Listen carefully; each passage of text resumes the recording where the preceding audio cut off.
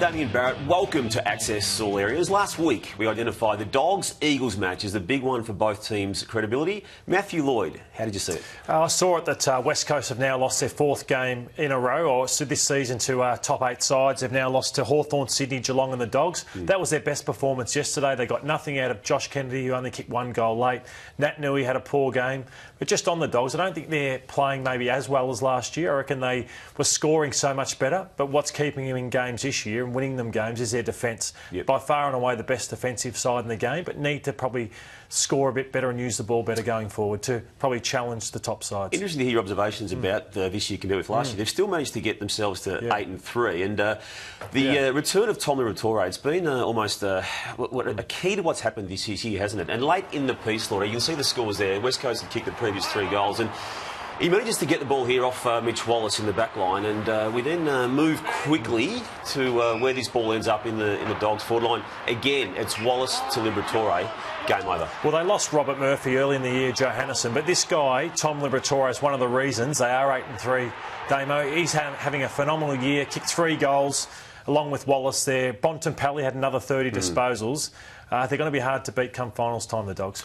Port Adelaide's good performance yesterday. Got a lot of easy goals against Collingwood. 7 of their 19 came from the goal square itself. But what do you want to show us here? Well, just this setup here. You can see Aaron Young, who kicked another 4 goals yesterday, just inside the 50 there on his own. You see Josh Smith pointing. You see Jeremy Howe. They're guarding territory, not men. So if your pressure up the ground isn't good enough, this is what happens to you. They kick 7 goals from the goal square. That is unheard of. That's what you might see in under 12s, under 14s footy, but not AFL football. So once again, they gained some plaudits in the last 3 weeks, but they went back to what they've been like in early rounds, where they were like witches' hats. So reactive football, not defending well enough.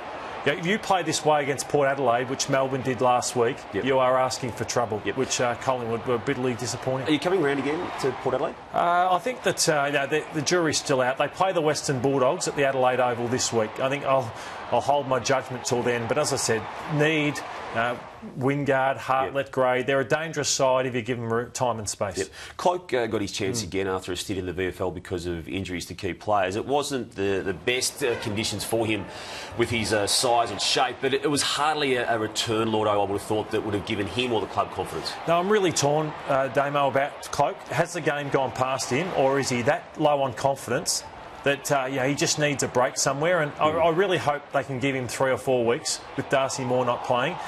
It was 1 year ago, next Monday, where he kicked 7 goals on Queen's birthday against Tom McDonald, who's the best man on the ground. I hope they give him next Monday, because acts like that, he's got to crash through there and go for the ball, but he's just got no confidence whatsoever. That performance last year, though, it was isolated, wasn't it, in the context of the season itself, and even, as we've been saying, it's probably 2013, the last time we saw him at his absolute best. I want to ask you, will he be at Collingwood in 2017? If another club wants him, I think he should move on, because I think Nathan Buckley has signalled his intentions that probably he'd prefer a lineup without Travis Cloak. So I'd move on if a club would take him. If they don't, Travis has got to fight for his spot at Collingwood. He's not the only one whose future is in doubt, and he has got a contract for next year. But Nathan Brown is struggling form-wise as well. Will he be the next year? If it's correct that other clubs are interested, I'd move on as well if I was Nathan Brown. Brent McCaffer? I think the game's gone past Brent. OK, and Tyson Goldsack, who has had issues with injury.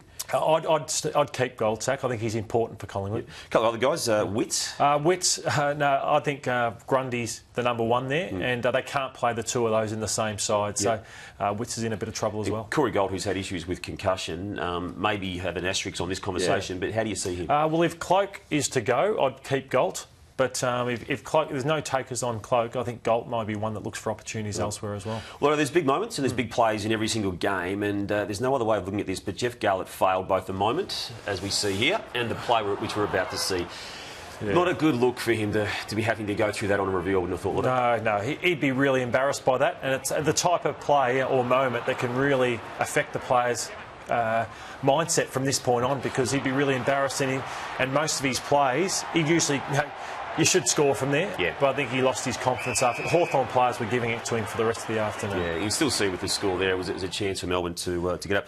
By way of contrast, Cyril Rioli, just when the game was there to be won, as you saw the tight scoreline, he just willed himself and his body into tackles that had him at one stage having, by 20 minutes into the last quarter, having only one less tackle in the entirety of the Melbourne team, 8 to 9 at that stage. Yeah, that's the one thing about Hawthorn, where they are not playing as well as they were last year or the year before that, but they're just finding ways to win through acts like this. Cyril Rioli, if it's not him, it'll be Sam Mitchell, it'll be Jack Gunston. So their bottom end is hurting them a little bit. Yep. Their top end probably has dropped off as well. So the competition's got closer.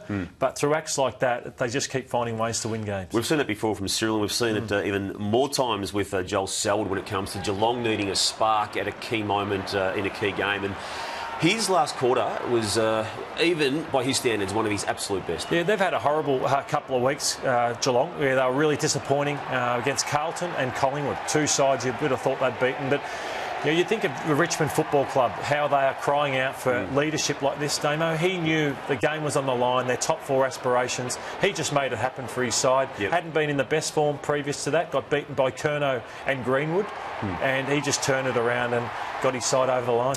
And was still composed enough post-match. I'm just seeing yet another key play here which helped the Cats get over the line. In his post-match with David King, Lordo, to give a clip either at David King himself or maybe just the media in general, but it revolves around clearly some assessments that he did not like about the Cats' defence. What about the old stages across half-back? Bartel, Enright, Mackie, they were fantastic again. Yeah, last week they were too old. This week they're all right, so I don't know, you make up your mind. Good on you, mate. Well done.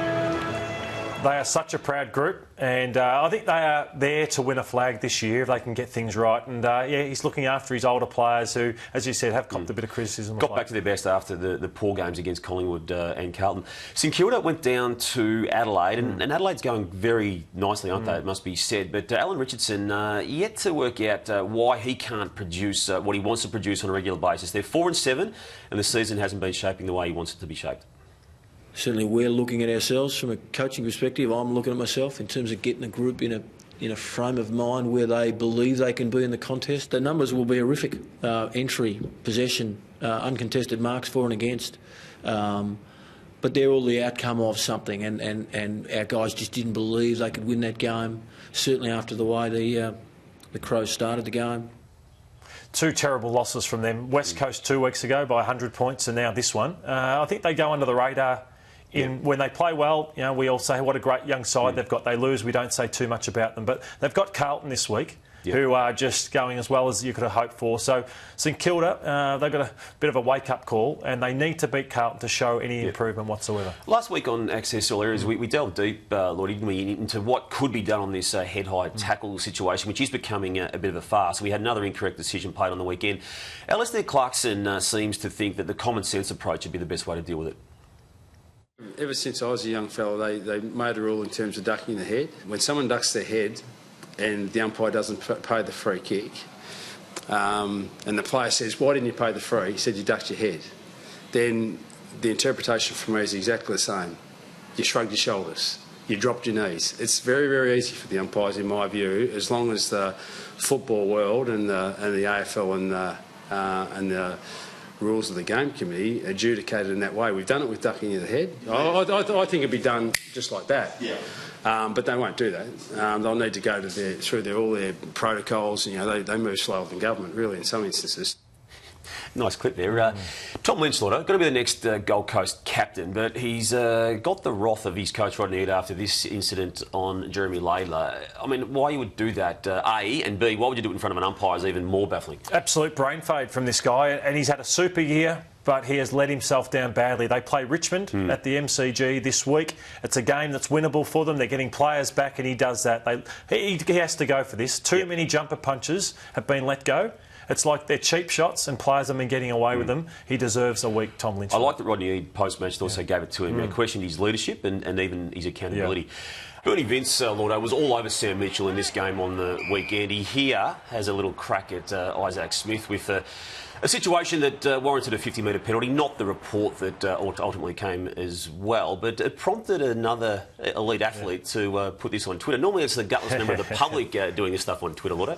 Yeah, big surprise there that Joe Ingles would say Bernie Vince is garbage. He wasn't happy with the treatment there. Could have replied in any number of ways, Bernie, but did it this way. Joe who? And for those who don't know who Joe Ingles is, Lotto, he plays for Utah in the NBA, and given that they finished 9th of 15 teams in the Western Conference, I would have thought that Joe might have had other things to worry about. He did eventually apologise, as you can see here, and I think he's left himself wide open himself for some Twitter feedback too, given that he also played in Kobe Bryant's game where Kobe Bryant put up 60. Yeah, let himself down there, Joe, and a classy response there from Bernard Vince. Hey, thanks for your time today. Thanks, no, mate. And with the Queen's birthday long weekend next week, Access All Areas will be on Tuesday, so we'll catch you then. Have a good week. Goodbye.